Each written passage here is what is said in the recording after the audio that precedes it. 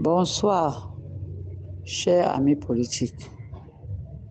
Vraiment, ce que j'ai découvert l'autre jour à Elekam m'a fait comprendre que nous risquons d'avoir beaucoup de pertes de voix par ignorance. Nos voix risquent d'être dispersées et nos sympathisants risquent de ne pas nous voter notre MRC parce qu'ils n'ont pas su où aller voter à cause de l'ignorance. Parce que ce que j'ai découvert, c'est quoi? J'arrive à Elekam avec ma carte de vote avec laquelle j'ai voté en 2018. Je venais juste pour demander où est-ce que je vais voter prochainement. Je ne savais pas que j'avais une nouvelle carte. Quelques minutes après, la dame vient avec une nouvelle carte établie. Elle me tend la nouvelle carte et elle me dit, tu vas voter à l'école Opéra, derrière Foucault-Mendon. Je prends la nouvelle carte, je croyais qu'elle a établi ça là, parce que je ne comprenais même pas comment ça a été rapide. Elle me dit non, cette carte, ce n'est pas maintenant que je l'ai établie.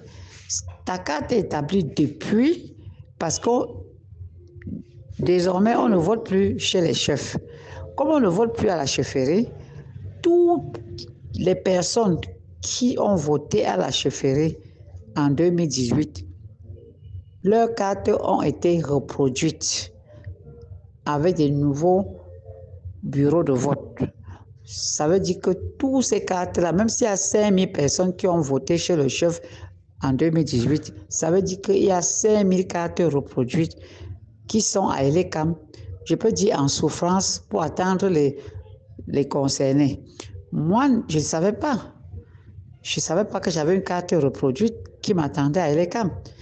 Je savais que j'ai ma carte électorale avec laquelle j'ai voté chez le chef il y a 7 ans et je croyais que c'est avec la même carte que j'irais voter.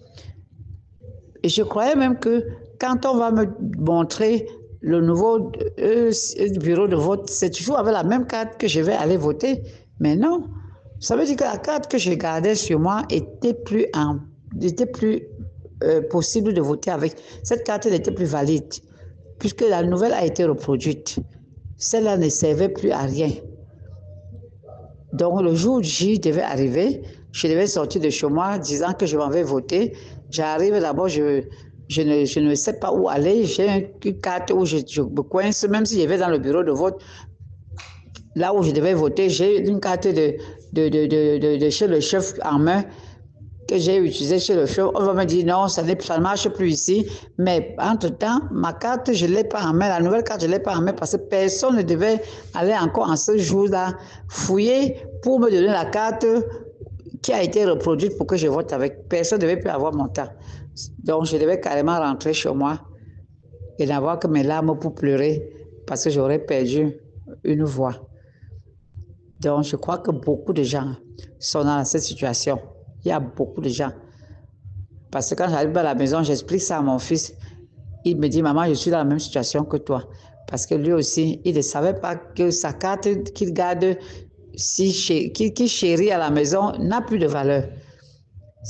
Maintenant, s'il faut qu'il aille à l'ECAM, pour qu'on fouille, on lui remet la carte qui a été reproduite. Ça veut dire que si nous ne venons pas prendre nos cartes, qu'est-ce qu'il devait faire avec la carte? C'est toujours une forme de fraude. Ils peuvent voter avec nos cartes qui sont en souffrance là-bas, puisque nous, on a les cartes qu'on ne sait même pas qu'on doit les retirer. Donc, mes chers amis, je souhaite que nous essayons de faire au maximum de communiquer par rapport à ça. En parlant aux gens, même nos frères, nos amis qui partent dans les plateaux de télévision, là, qu'on leur demande, que même pour une petite parenthèse, qu'ils communiquent, qu'ils demandent aux gens que tous ceux qui ont voté chez le chef, qu'ils sachent qu'ils ont des cartes en souffrance chez les capitales à y retirer. Très important. Parce qu'ils ont un tonne de cartes là-bas qu'il faut retirer. Sinon, on aura des voix perdues et des milliers de voix perdues. OK. Bonne soirée. Merci beaucoup.